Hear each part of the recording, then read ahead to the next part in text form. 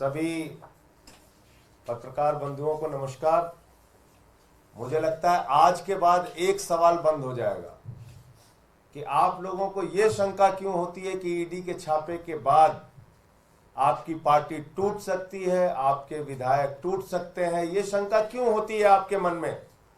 यही सवाल हमसे बार बार पूछा जाता था और पहले दिन से भी हमने कहा, एक ही बात कहा कि अरविंद केजरीवाल की गिरफ्तारी के पीछे आम आदमी पार्टी को तोड़ने की मंशा है।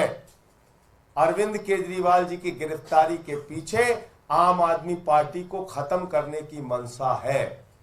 ईडी की कार्रवाई के पीछे कोई जांच का उद्देश्य नहीं है, भ्रष्टाचार को उजागर करने का उद्देश्य नहीं है। ईडी की कार्रवाई के पीछे, ईडी के छापे के पीछे, ईडी की जांच के पीछे सिर्फ और सिर्फ आम आदमी पार्टी को तोड़ने का मकसद है। और इसलिए मैं दोहरा रहा हूं इस बात को कि भारतीय जनता पार्टी इस देश की वो आपराधिक पार्टी है जो देश भर में इस प्रकार का गुंडागर्दी का आचरण कर रही है। ईडी सीबीआई का इस्तेमाल करो, विधायकों मंत्रियों को तोड़ो और अपनी पार्टी में शामिल करो। यही काम इन्होंने महाराष्ट्र में किया, अरुणाचल में किया, उत्तराखंड में किया, कर्नाटक में किया, मध्य प्रदेश में किया।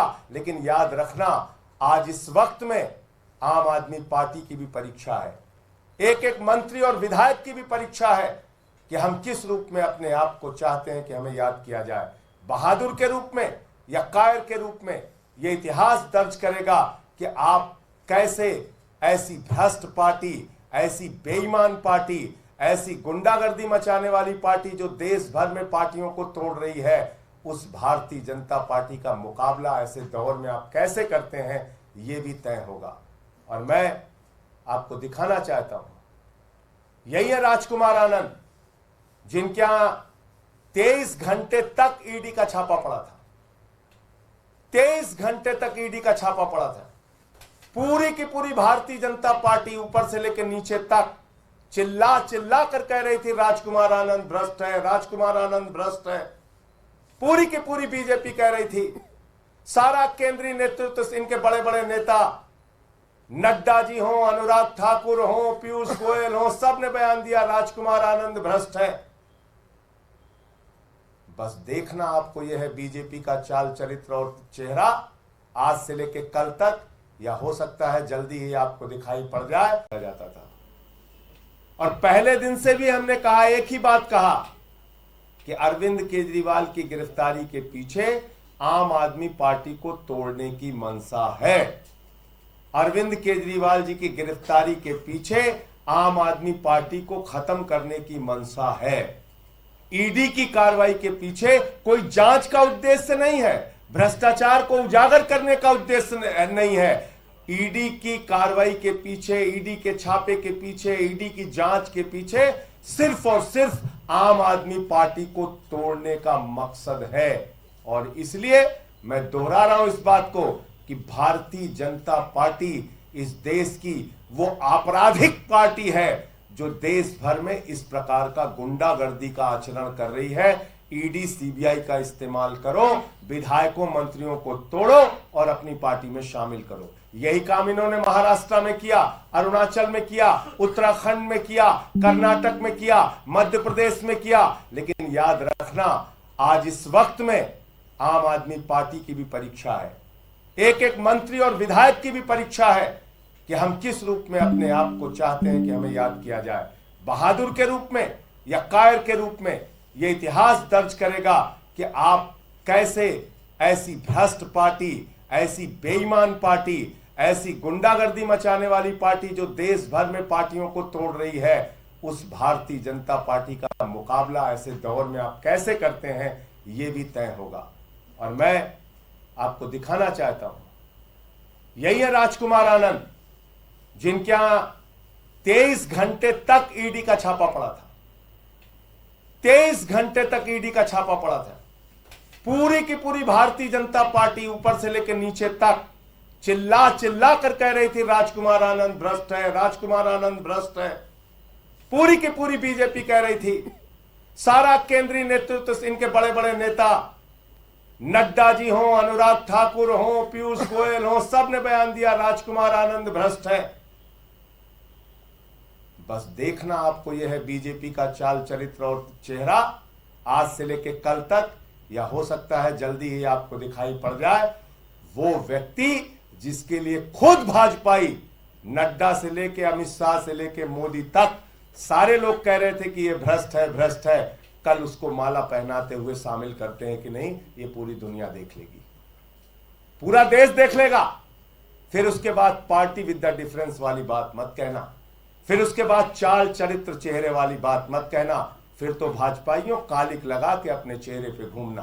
तुम्हारा कोई चरित्र नहीं है, कोई चरित्र नहीं है, तुम्हारा एक ही चरित्र है, पार्टियों को तोड़ो, सरकारों को गिराओ, लोकतंत्र को खत्म करो, संविधान को खत्म करो।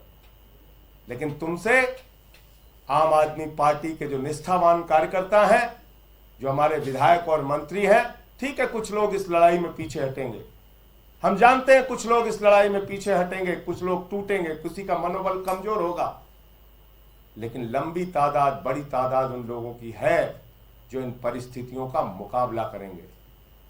साथ ही मनीष सिसोदिया जी हों, सत्येंद्र जैन जी हों, अरविंद केजरीवाल जी की गिरफ्तारी के बाद भी पूरी की पूरी पार्टी एकजुट है, लामबंद है। किसी को आप बताइए, हमसे सवाल पूछते थे टीवी चैनल वाले, कहां से आपके विधायकों से संपर्क कर लिया गया, किसको तोड़ने की कोशिश की गई, कैसे आप हवा हवाई बातें करते हैं। पता चल गया ना कि हम हवा हवाई बातें कर रहे थे, या भाजपा की मंशा यह थी कि केजरीवाल को गिरफ्तार करो और पार्टी को तोड़ो। हम तब भी सच थे, आज भी सच है और आगे भी सच रहेंगे और उसी सच्चाई के साथ करेंगे।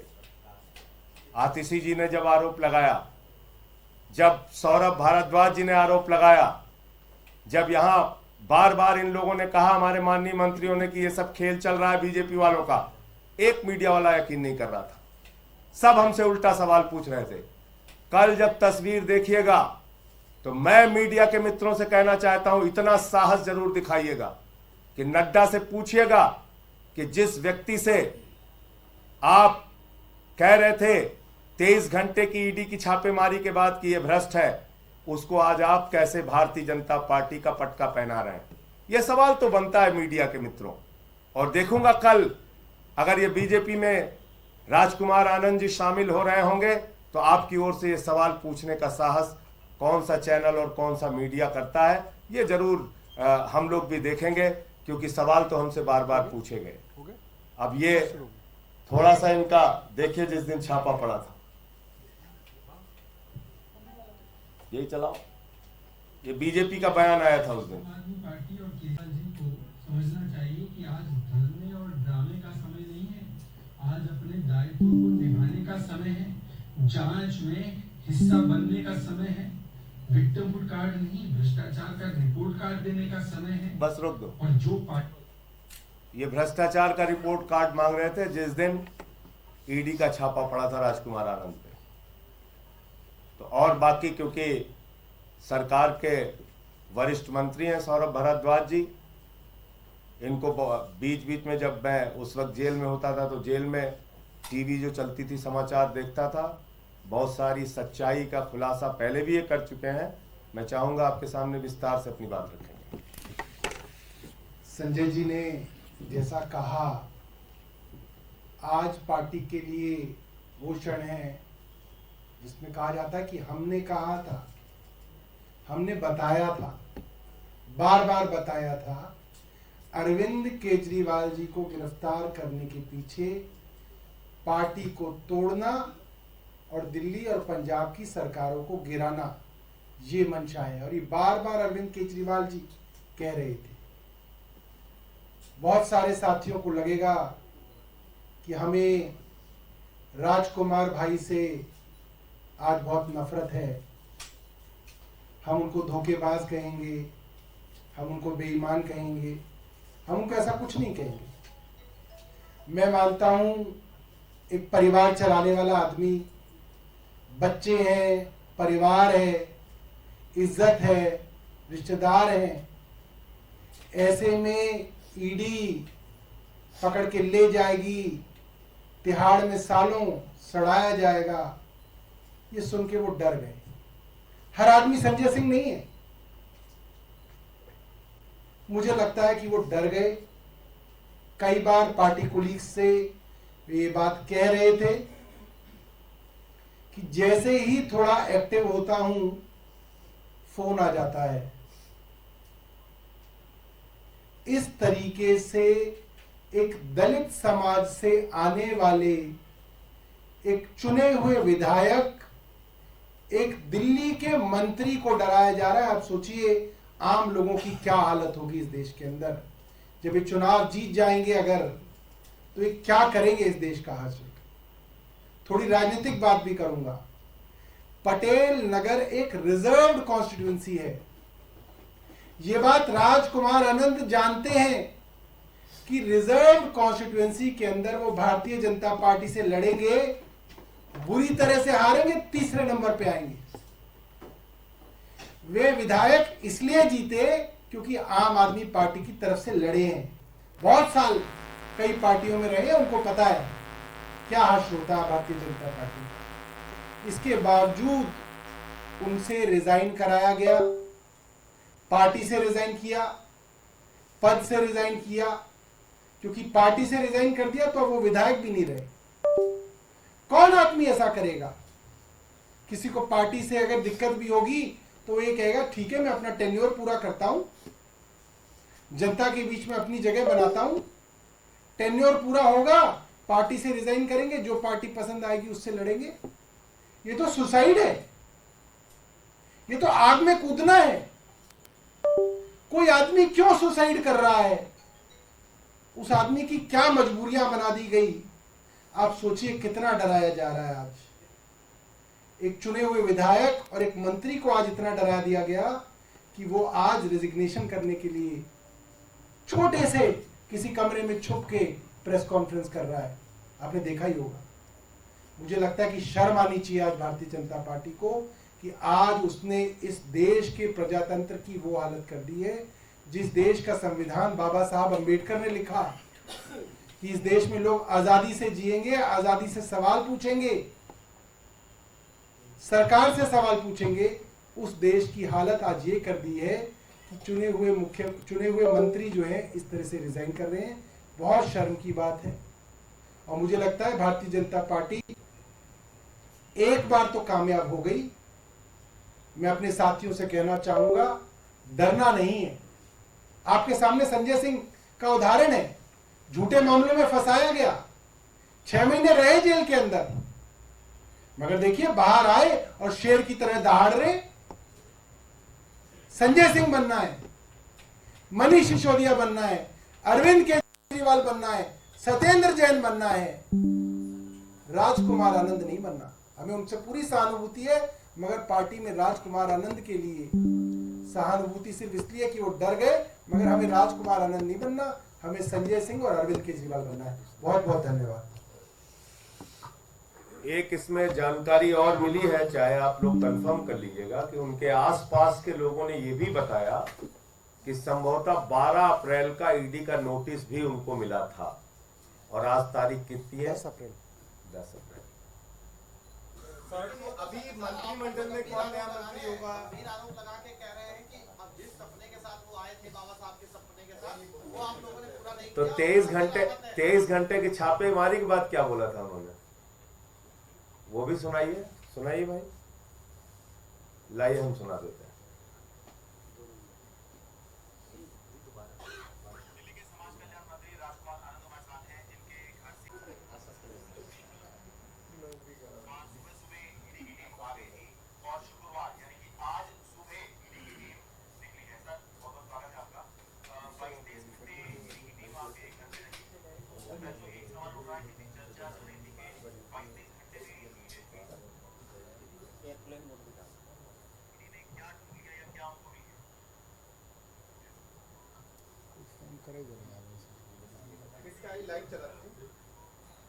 लाइव चला दे बैरल।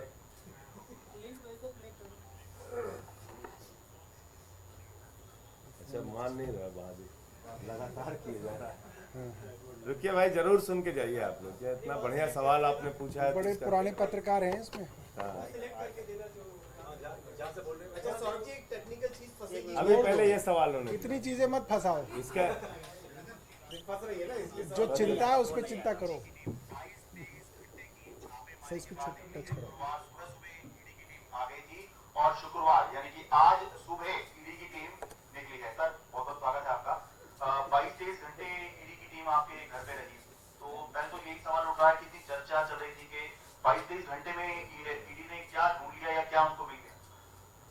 कुछ भी नहीं उनको मिला। पूरे दिन वो बार बार अपनी कमरों में बार बार जाते रहे, कुछ छुपाया होगा, कुछ तो निकलेगा आपके पास, कुछ और कैश होगा, कुछ ज्वेलरी होगी, लेकिन जो है वो है, तो वो अच्छे कुछ नहीं मिला। और अजीबो गरीब तरह के सवाल, कोई कार्पोरेट से नाम बता देते, इन लोगों को जानते हो आप? अरे भाई मैं तो सुना ही पहली बार है नाम, तो इस तरह से वो टाइम किल करते थे और कुछ नहीं। इससे पहले आम आदमी पार्टी के और नेताओं के घर पर या दिल्ली सरकार के और मंत्रियों के घर पर भी ईडी ने कार्रवाई की, तो उसमें हमने देखा कि 6-7 बजे के आसपास जो है ईडी अपनी कार्रवाई करके निकल जाती है। टाइम तो वही होता आने का सुबह का, लेकिन 6-7 बजे निकल जाती है। तो उसके बाद जब 6-7 बजे से रात हो गई तो चर्चा चलने लगी कहीं आप गिरफ्तार तो नहीं हो रहे हैं। तो आपको भी लग रहा था कि गिरफ्तारी आज हो सकती है? हमें भी यही लग रहा था कि 6 बजे करके निकल जाएगी, और जब वो उसको इतना लेट हो गए तो हमें भी एक बार लगा। लेकिन आम आदमी पार्टी में आने के बाद, अपने नेता के साथ रहने के बाद, ये सब चीजों से पता चला। सुन लिया आपने? तब ये बोल रहे थे 23 घंटे की छापेमारी के बाद ये बोल रहे थे। अब जो सौरभ ने कहा वो बात हो सकती है। और सर वो बेचारे एक स्क्रिप्ट दी हुई थी उनके हाथ में, आपने देखा होगा, एक पर्चा था, वो उस पे पर्चे पे देख देख के पढ़ रहे थे जो उनको कहा गया पढ़ने के लिए। आज की आपने प्रेस कॉन्फ्रेंस उनकी देखी होगी। आप कह रहे हैं बीजेपी ज्वाइन कर लेंगे, बीजेपी माला पे 12 अप्रैल को बुलाया, बोल तो दिया संजय जी, उन्होंने तो मना किया साफ तौर पर। आप कह रहे हैं बीजेपी जाएंगे, वो कुछ दिन लगेंगे मना कर सर। रहे हैं कि मैं कहीं नहीं जा रहा हूँ। तो वो जिस दिन जाए उस दिन वो सवाल मेरा वाला जरूर पूछ लीजिएगा आप लोग। नड्डा जी जो भी शामिल कराएगा, चाल, चरित्र और चेहरा, इस पे, और पार्टी विद द डिफरेंस, इस पे सवाल, न खाऊंगा न खाने दूंगा पे सवाल, ये सवाल जरूर पूछ लीजिएगा कि भाई इनके यहाँ तो 23 घंटे का छापा मारा, और जब छापा मारा तो मोदी जी भी बोले और नड्डा जी भी बोले और अनुराग ठाकुर भी बोले, और यहाँ के प्रदेश अध्यक्ष जी, क्या नाम उनका, सचदेवा जी, वीरेंद्र सचदेवा। सचदेवा जी भी बोले और तिवारी जी भी बोले, सब बोले। तो ऐसे ही व्यक्ति को आप अपनी पार्टी में शामिल क्यों करें? जिस दिन भी करें, मैं अभी की बात नहीं कर रहा हूं, मेरा वो सवाल जरूर पूछिए। संजय जी, राजकुमार आनंद ने कोई शिकायत की थी क्या पार्टी से कभी अपने पद अभी को 2 घंटे पहले तो मेरा खुद का वीडियो उन्होंने ट्वीट किया है। अब मैं कैसे जान रहा हूँ? खाली 2 घंटे 2 घंटे पहले 2:42 पे। जैसे वो बॉक्सर साहब का जो है रात में सोने के बाद सुबह हृदय पर, तो राजकुमार आनंद जी ने अभी 2 घंटे पहले मेरा खुद का वीडियो ट्वीट किया। इसलिए जो सौरभ ने कहा कि सहानुभूति हो सकती है, परिवार है उनका, हो सकता है दबाव ना झेल पाए हो, लेकिन ऐसे ही वक्त में बहादुरों की परीक्षा होती है, और आपके ऊपर जब संकट की घड़ी है तभी आपकी बहादुरी का परिचय होता है। तो अब आपको तय करना है कि किस तरह से देखें। बता रहे थे कि आपने अनरिजर्व सीट पर जो है एक दलित को टिकट दे दिया और खड़ा कर दिया लोकसभा चुनाव में। यहाँ तो आप ही ये कह रहे हैं कि दलितों को आप लोग सम्मान नहीं करते। उन्होंने कहा दलितों को शामिल कर लेते, फिर कॉर्नर मीटिंग होती रहती है, बुलाया नहीं। भारत के अंदर आजादी के बाद पहली सरकार है जिसने बाबा साहब का संविधान अपने स्कूलों में पढ़ाने का निर्णय लिया। और हर जगह सर फोटो, हर जगह फोटो हमारे सरकारी दफ्तरों में बाबा साहब की। और अनरिजर्व पे रिजर्व आदमी। अनरिजर्व पे रिजर्व अकेले यही नहीं, कई स्टेट्स के चुनाव में हमने ये दिया। और दूसरी बात ये है कि एक चीज बताइए, शिक्षा फ्री, स्वास्थ्य फ्री, बिजली फ्री, पानी फ्री, बस की यात्रा फ्री, इसका लाभ सबसे ज्यादा किसको होता है? समाज के वंचित तबके को इसका सबसे ज्यादा लाभ होता है।